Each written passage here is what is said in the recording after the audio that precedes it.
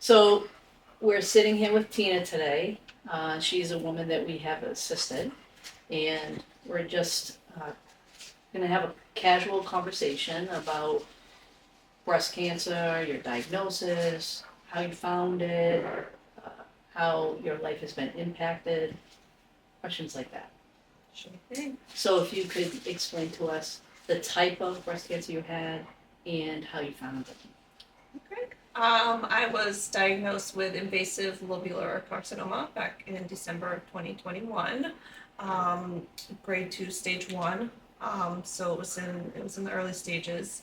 I did not find it. I will be forever grateful to my gynecologist for doing a breast exam and finding this tiny little pea-sized lump um, on my right breast, like right near the nipple when she was doing the breast exam. Yeah. So if it wasn't for that, like I would have went a whole other year without even knowing, and it obviously could have gotten progressively, Yes. worse and stuff like that. Yeah.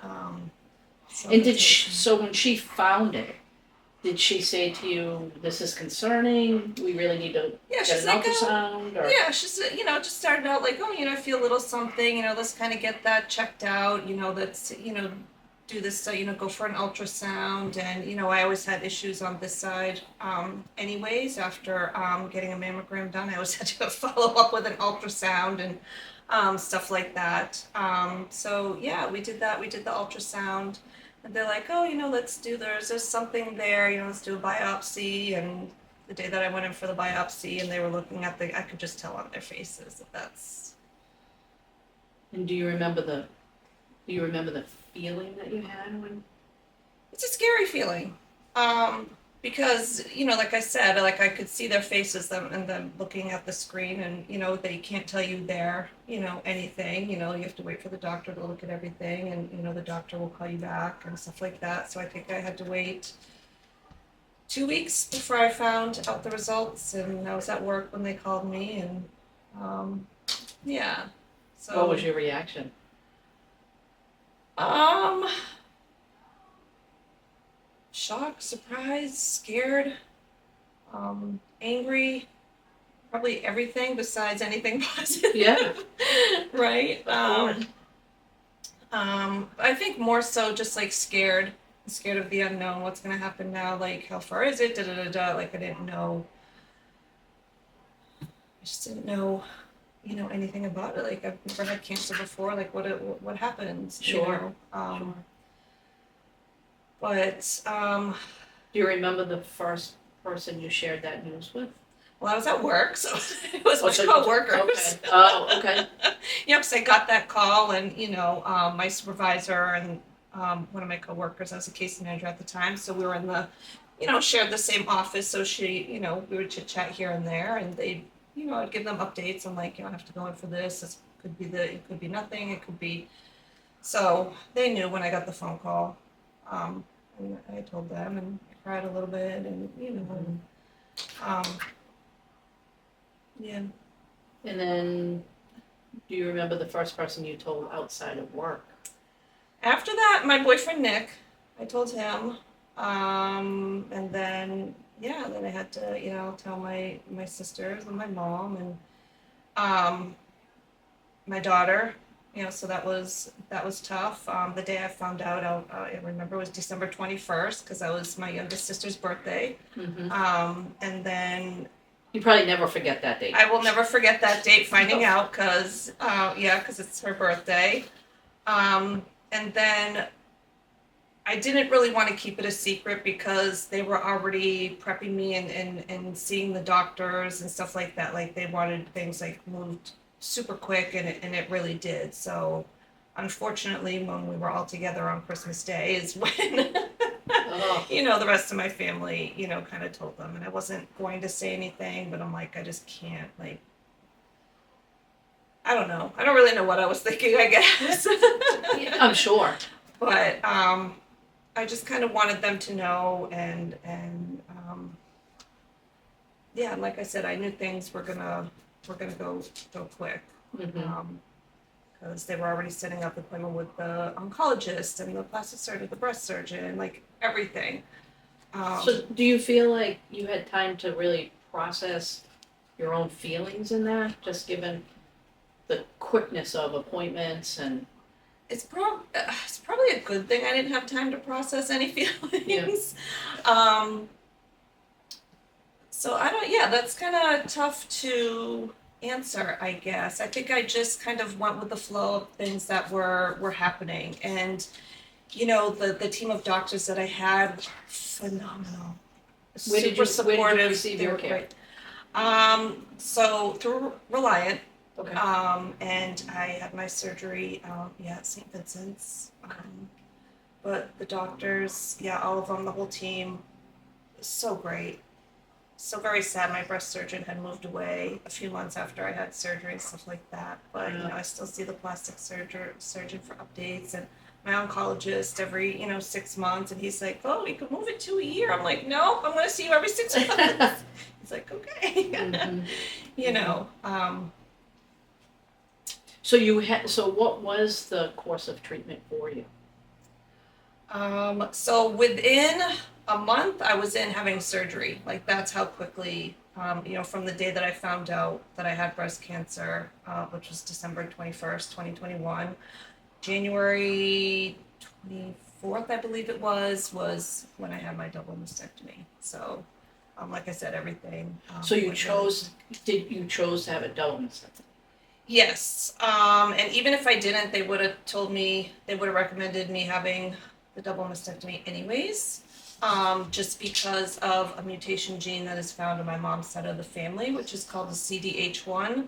And that actually causes stomach cancer. So I had my stomach removed about 10 years ago or so to prevent that.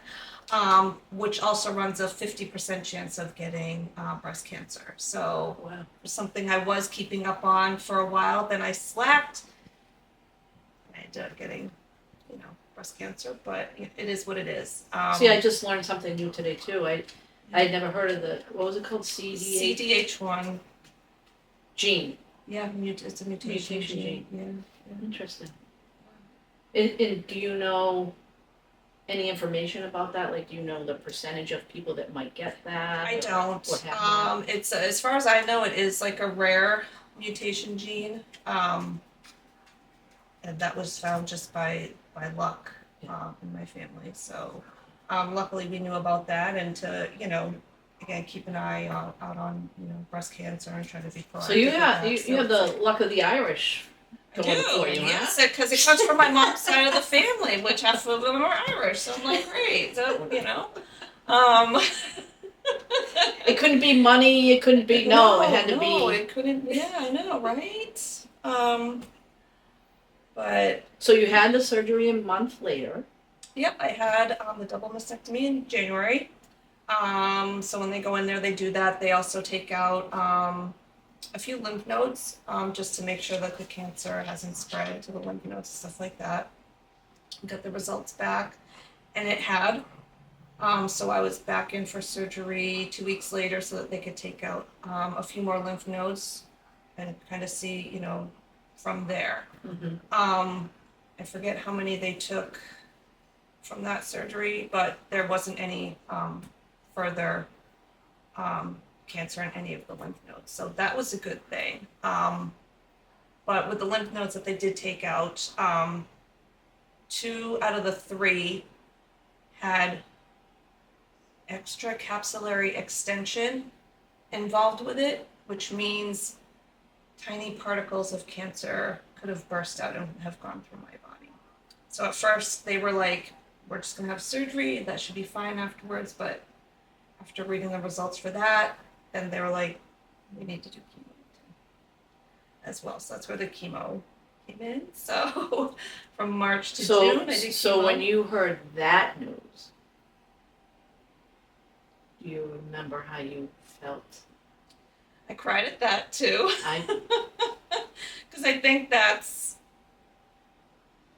a little worse, because I've read up on cancer and, like chemo and stuff like that. I tried to do some of my research before having surgery, and then right after surgery, hearing that, okay, what involves cancer, like chemo. I mean, sorry.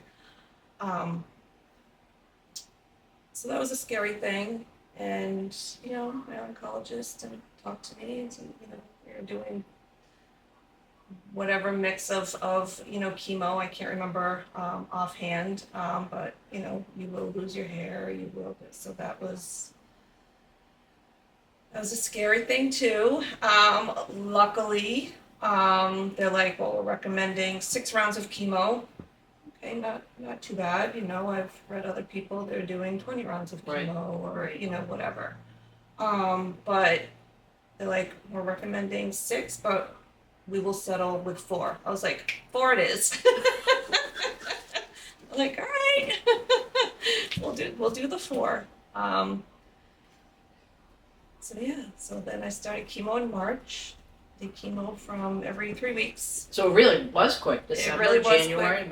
March. Yeah, so I had that major surgery in January, back, take out more lymph nodes 2 weeks after that, so some beginning of February, and then March started chemo. So from March to June, we did chemo, like I said, every 3 weeks. It's not too bad. You get a little break in between, right? Did you have any major side effects from the chemo? I did not, luckily. Going home that day, I was, just a little bit tired. Mhm. So I just kind of like lounged on the couch, and again, I did my research beforehand and to try to plan everything, because I'm also kind of like a planner.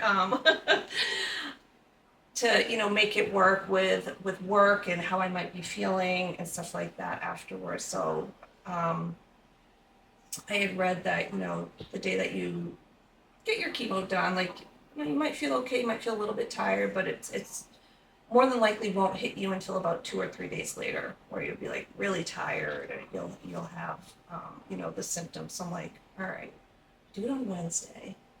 Friday, like that's the end of the work week. Like I could go home early if I need be, and then I'll have the weekend to recuperate. So it all kind of worked out. I didn't have anything too major in terms of symptoms. A little bit tired, difficult to sleep sometimes because of the steroids and stuff that you have to take the day before chemo, the day of chemo, and the day after, which was something I didn't know about before either. So I learned So you didn't various things. You didn't along take the a way. pill. You actually went in and I had went the in infusion. and yeah. I sat How there. did you find that experience? Well, I don't like needles, so sitting there and just having a needle in me for the couple hours that it took, I did not enjoy. The nurses there, super sweet. Yes. Everybody there, in that department, in the infusion department, great. My uncle. But yeah, that was my boyfriend Nick. He was there with me every time, so that was a little bit of comfort. Like I said, the staff there, great.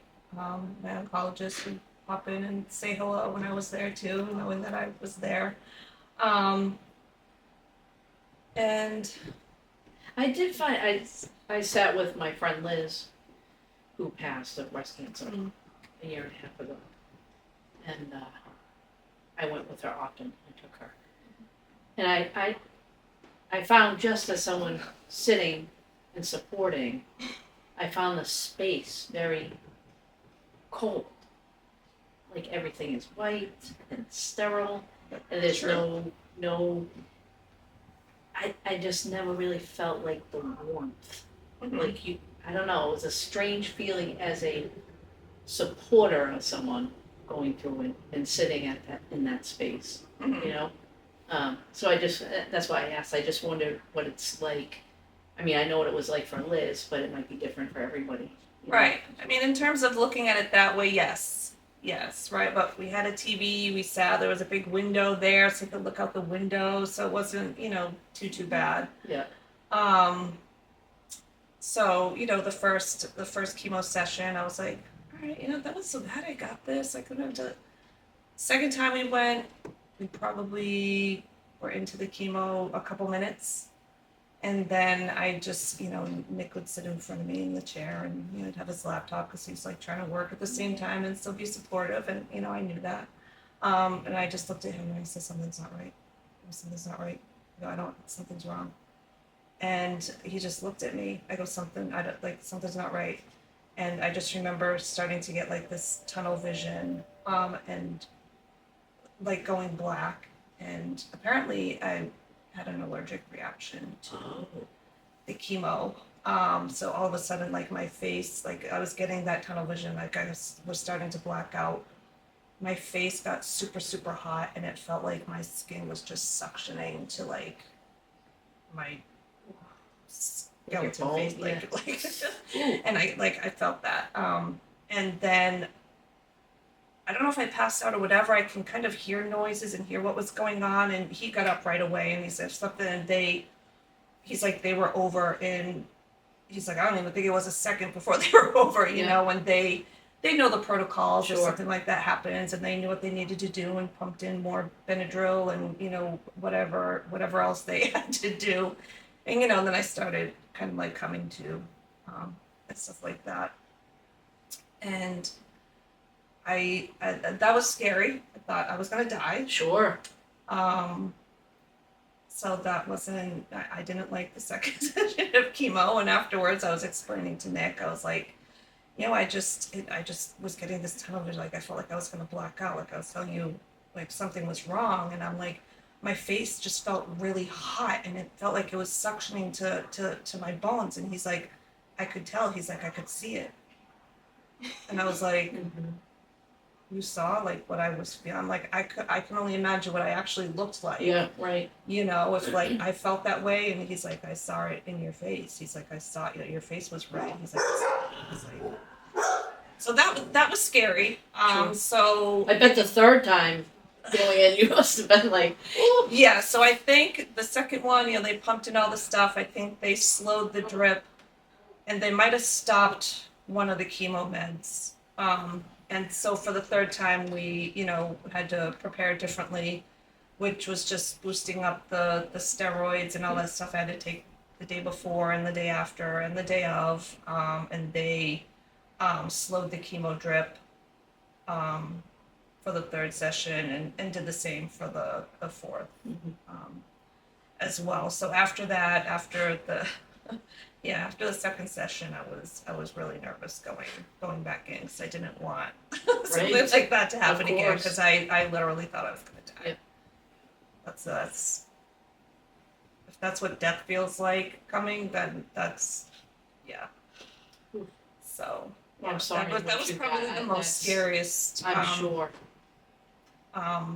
Thing that happened in going through the whole process. Because after chemo, they're like, oh, we got to do some radiation too, just to, make sure. So from July to September, I did radiation.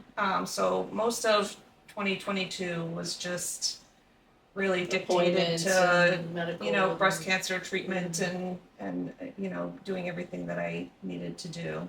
And let me bring you back to just one thing that you had mentioned is the loss of your hair. Mm-hmm. Did you lose it all? Did you lose your eyebrows, your eyelashes, all of your hair?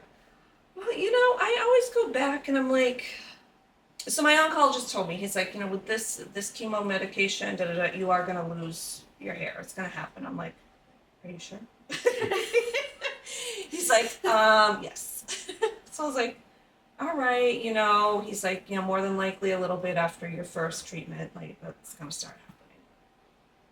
So, all right. So I'm like, let me prepare. So I think, 2 weeks before my first chemo treatment, I cut my hair. So it was like a little short, kind of, shoulder length because I had, my hair was like down here. Like it was long. That's a lot of hair. Yeah. So I'm like, prepare, like maybe I won't lose that much of it. It's not that long. Like trying to think of all these like crazy things, right? But also just trying to prepare, so it's like a little self-soothing. Right? Yeah. So so after the first treatment, a little bit afterwards, I would notice like in the shower, like brushing my hair, like kind of like clumps like coming out, and I was like, here we go. What's that feel like? Just being a woman, having longer hair. And it becomes such an identity thing, I think, for so many women. Mm-hmm. I honestly don't know how I would emotionally handle that. you know? That was tough in a way as well. Yeah, because I mean, if I wanted to be bald, I would have, been bald. Like, I mean, but I want hair. you know. So yeah, that was a little tough too, just in terms of, like you said, being a woman and just kind of losing some of that femininity. Yeah. Right? Yeah. So that was a little bit tough when again the clumps were starting to come out and stuff like that, and I was like, all right, Nick, why don't we just shave my head? I do look back and I'm like, I was only doing 4 sessions. Should I have shaved my head? Like maybe I still would have had hair. I don't know, but that probably wouldn't have been the case because I did lose the majority of my eyelashes and the majority of my eyebrows, as long as like hair on my arms and that kind of stuff, was all gone as well. So sometimes that's what I think back. I'm like, well, I didn't lose all my eyebrows. I didn't lose all my eyebrows. Just like I had some hair. I had one eye, one eyelash. So that was tough too. Not really having much eyebrows and eyelashes again. The femininity, part comes into play, Sure. right? 100%. Because you're looking different. You're not used to looking like how you used to look anymore. I think there are so many parts to having breast cancer that I don't think a lot of people take the time maybe to think about, I mean, it's not just the diagnosis, but it's the physical aspect. It's the actual scarring and taking of your breast. It's the losing your hair. It's losing your eye. You don't think about your eyelashes or your eyebrows, but how distinguishing that is on a person, and then to lose that. It's so traumatizing, I think, So you have the physical and the mental and the emotional. I mean, the financial, it's just so many, it just keeps giving, right? Yeah. It's the gift that just keeps giving in all the most negative ways, right? Yes. How did your daughter handle the diagnosis and then your process of losing your hair? To me, she handled it very well. If she had any difficulty, I didn't know anything about it. So if she did, maybe somebody else knows about it. I think, she was just always there, and she was just always strong, and she was just always, part of the journey. And she stayed with me for a week or so, after I had my surgery, knowing that I wasn't going to be able to lift my arms. I wasn't really going to be able to do anything. So she stayed there, and she bought me some stuff. She's like, here's some loose jeans, and like all these things. So, so if she ever had a difficult time with it, she's never said anything to me. So I have met her, and she has a very bubbly personality, so I can see that she would be of great support, Yes, she definitely was. in a lighthearted way, And I think oftentimes people need that, Everybody tends to be more serious, and so sometimes you need someone who's a little more lighthearted. Yeah. I mean, I had a lot of people, work people, friends, different groups of friends, that were just always there and so very supportive. And they were never really like somber. Like, they didn't treat me any different. They just still like, oh, that's Tina. We still like joked around and this and that. And I didn't want to be any different either. Like, I'm still like myself. Yeah. Yeah. So yeah, I had various supports, very positive supports. Was there a period throughout your treatment that you felt depressed or anxious? think so. I think I had, my moments here and there where I was like, why me? Oh, this sucks. Like, I'm gonna wear a wig, or like I'm bald. Like, those kind of moments. Yeah. But I would just kind of try to catch myself and reel myself back in some way, because I'm not a negative person. I like being positive and stuff like that. And again, I would just try to reel myself back in and be like, yes, okay, I'm going through this. Yeah, it sucks, but you know what?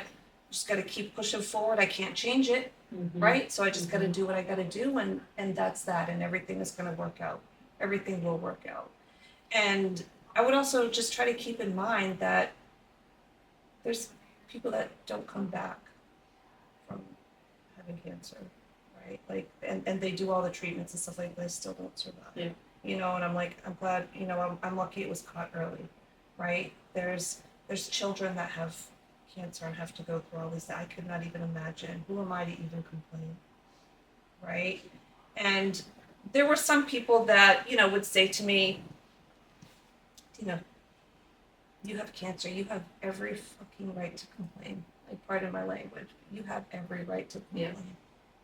And I'm like, I know, and yeah, I have my moments, but for a few minutes or so, and then I'm over it, but other people have it worse. And again, other people don't come back from it, so I can't, I'm not gonna feel bad for myself. So I'm trying. Have you hit your 5-year mark, or are you coming up on it? No, it's been, I was diagnosed 2021, so it just hit 3 years. 3. In December. Yeah, so I'm on letrozole. They want me on for 5 years. So I got about 2 more years to go to be on that, but that's to lower, the chances of, breast cancer coming back and stuff like that, because it was hormonal positive. So we talked a little bit about the diagnosis and the physical aspect of that. So how were you impacted financially by this? Yeah, that was another thing that I had to, think of before having surgery, and what do I do? And, then after having surgery and contacting people, and luckily again with the team of doctors I had, I was set up with a case manager as well. And I was doing my research before. I'm like, okay, I know there's foundations for people who have breast cancer. What can they do? And I sent her a whole list, and and she was great, and she contacted various places, and I did myself. And there are places such as Positively for Pink, and I didn't. How did you hear about us? You were on the internet. Oh. I just kind of Googled, and you guys popped up, and I'm like, oh my gosh, I live in Worcester. So yeah, and that's when I think I emailed. You got back to me right away, and stuff like that. So that was great. But every foundation that I worked with was phenomenal and super helpful. Financially, whether in terms of giving, gift cards to the grocery store, paying my electric bill for a month or two, making one of my car payments.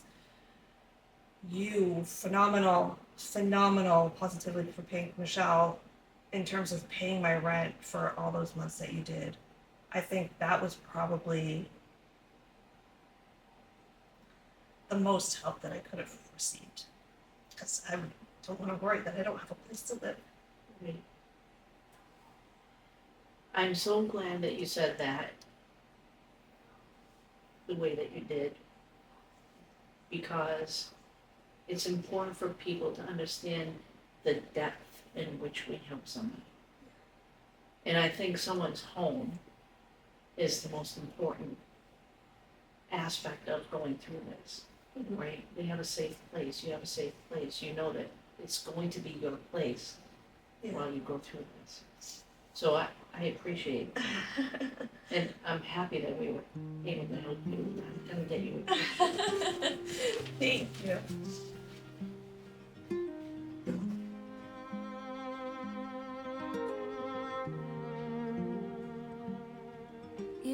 darkest nights when fear takes hold. Thank you.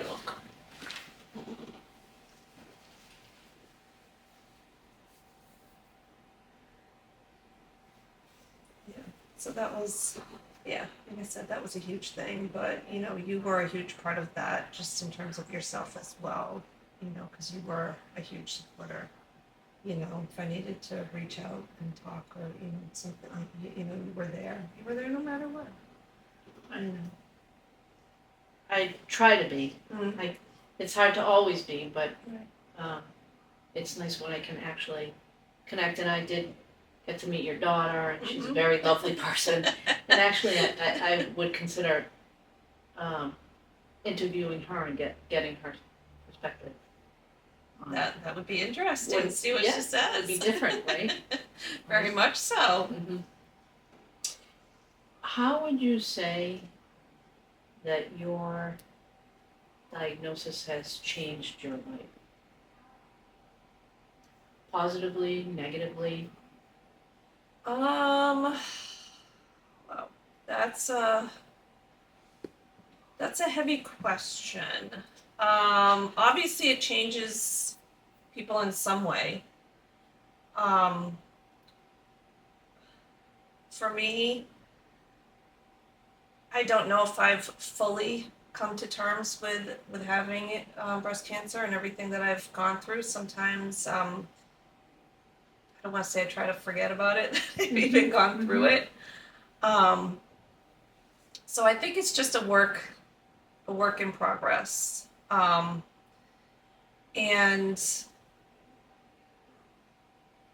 again, like I said, I don't really talk about it much. I don't really like to think about it that much, because then, you know, I kind of go down a rabbit hole of of things that I just don't want to. But, you know, like I said, I try to be a more positive person, and you know, like I went through it, made it through great. You know, it sucked, like you know, whatever. But then sometimes it's that little part, you know, that comes out every once in a while, because you're never 100% cured. It's not a 100% thing. Right. Again, I'm in remission right now. Like I'm Right. cancer free. Yeah. I did all that stuff, and I'm glad I'm here. Sure. Will it ever come back again? That's a scary thing to think about, right? Right. Or will I get cancer in some other part of my body, right? So. Yeah. Many of the women that I talk to just worry every time they have something going on with their system. Mhm. You know, an ache here or pain there, automatic thought, what if? What if it's back? I'm sure it has to be it's like a little monster back there, you know? So I think that's why I try not to Yeah. try not to think about it. But that's good though. I mean, a positive state of mind, I think, is always the best route to go, right? Yeah, I think so. I think a lot of the positivity, you know, helped me throughout the whole process. You know, in terms of just getting through it and healing healing for the most part, just body wise. Positivity definitely goes a long way. So we've talked about a lot of different aspects. So how about coming from the relationship aspect of things? Do you feel like your relationship became stronger during that period of time? Do you feel like there was a lot of stress put on your relationship going through breast cancer? I don't think there was any stress. Like I said, Nick was super supportive. He was always there. What do you need? He went to the cancer treatments with me. He was going to the doctor's appointments with me beforehand to meet with the doctors and like, okay, what are the next steps? What's going to happen? That kind of stuff. May I ask you a personal question? Uh-huh. And you can choose to answer or not. because it is personal. Mhm. But I've seen several women who have the surgery and their bodies are pretty maimed, right? So, would you say that you're self-conscious since having the surgery?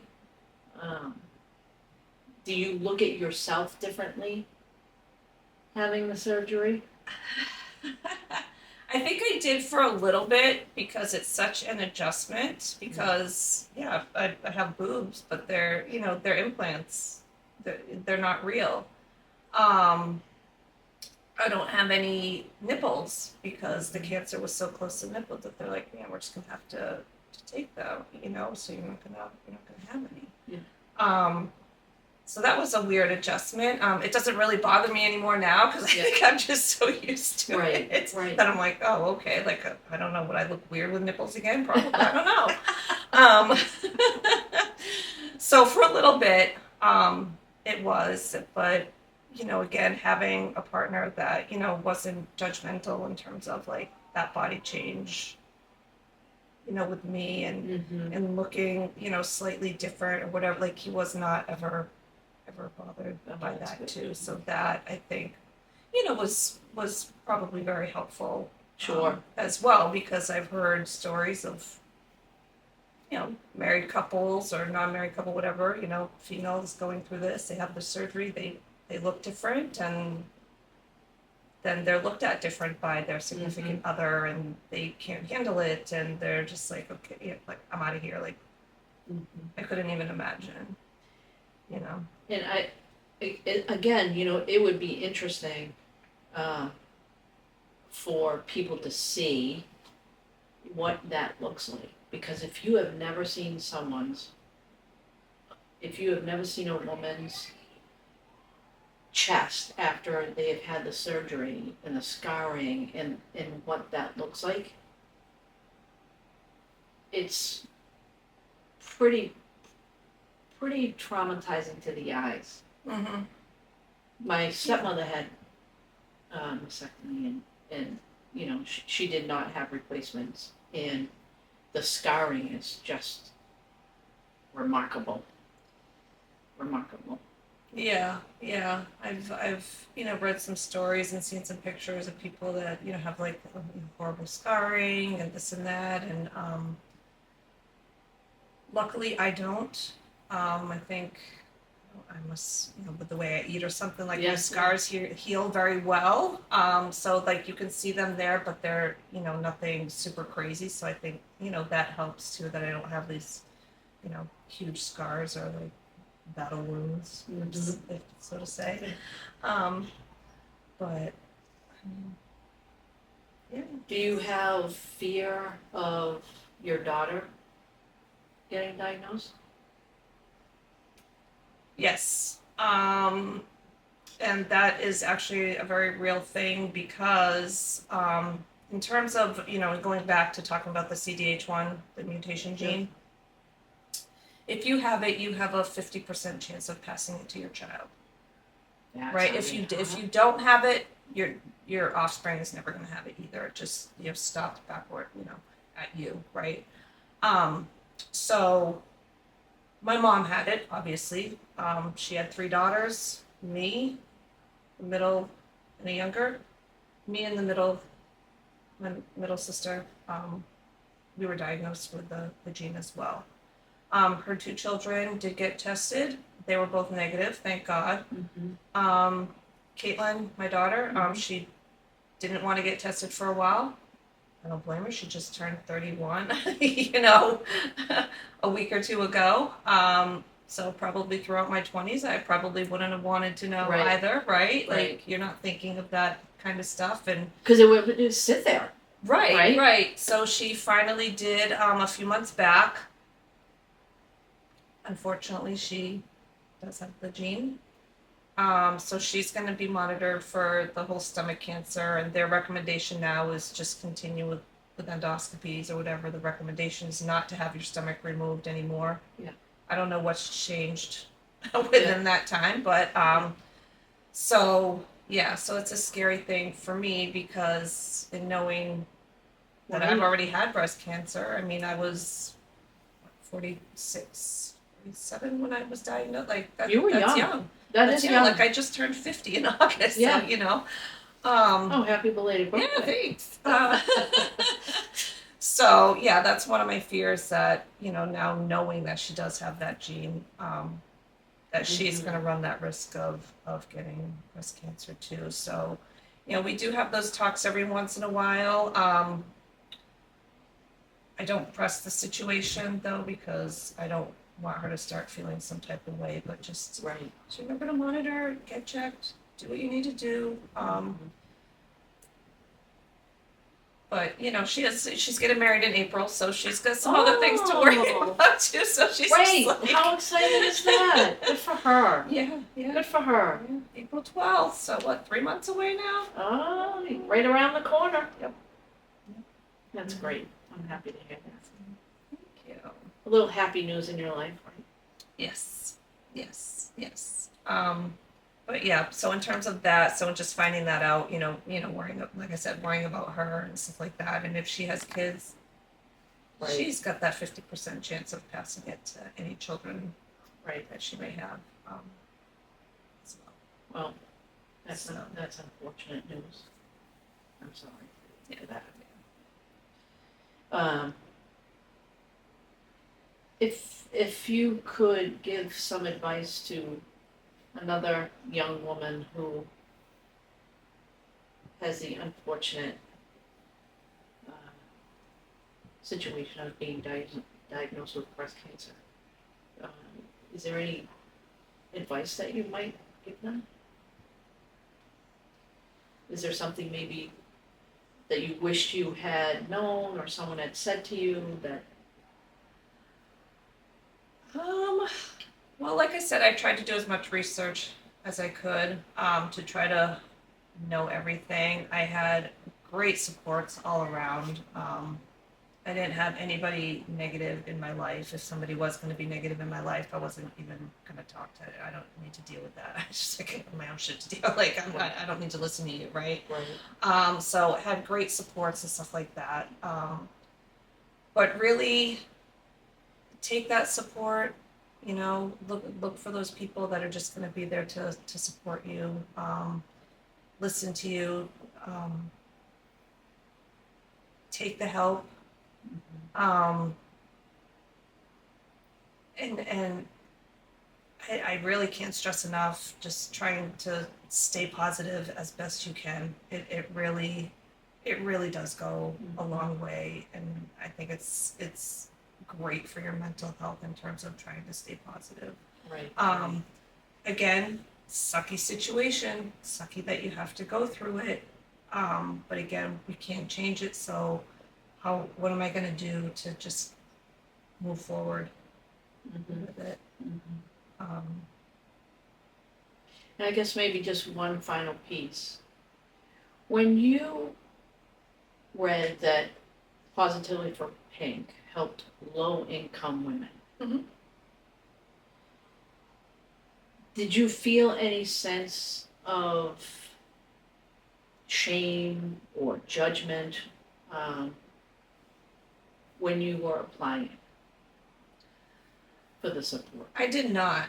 I was just trying to seek as much financial help as I could, because I was so nervous about like getting Yeah. behind on bills, rent, anything like that.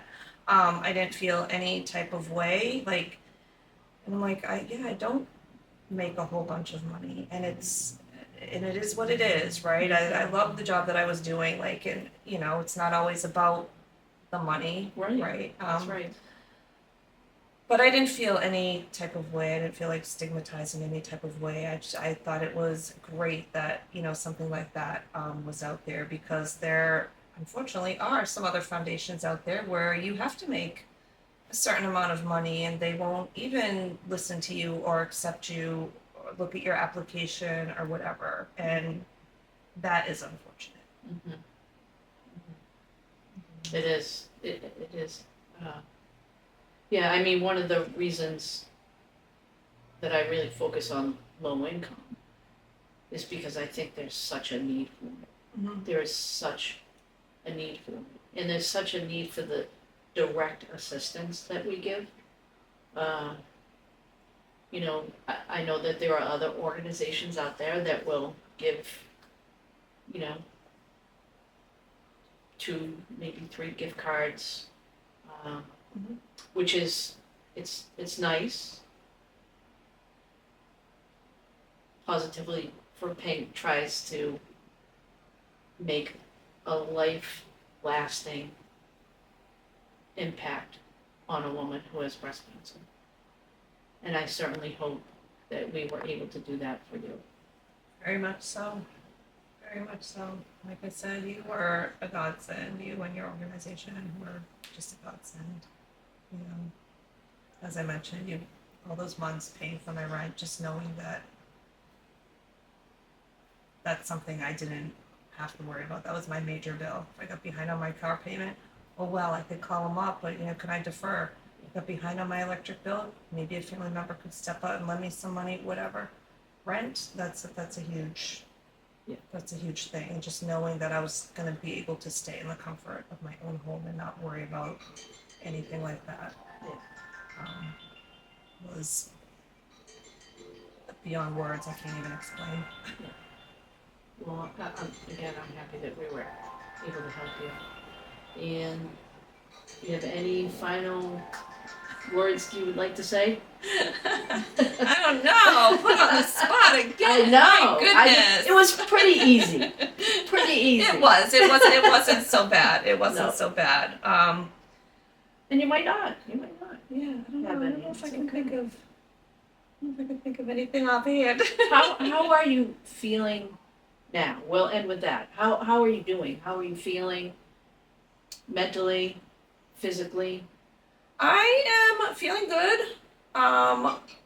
Mentally pretty good. Again, sometimes I'll have those moments where I'm like, oh, what if everybody, but again, try to prevent myself from going down that rabbit hole because, sometimes if I get like a pain, like on the side, like, I'm like, oh my gosh. Yeah. But it's like, you know what? I'm going to be okay. Let me just go to the doctor. We'll see. We'll take it as it comes. Yeah. It's okay. Not a big deal. In terms of like, I can't like lift things like I used to be able to. Sometimes like pushing a vacuum cleaner is, it'll hurt once in a while. I don't know if I've never had breast implants before. Is that how it's supposed to be? I don't know. Does it heal over time? I don't know. It's been 3 years now. Or 4 years, whatever, since surgery. But yeah, I mean, other than that, like, everything's. So overall, things are good. Overall, all things are pretty good. Yeah. Well, I appreciate your sitting down with us so much. Thank you. Would you mind if I give you a hug? No.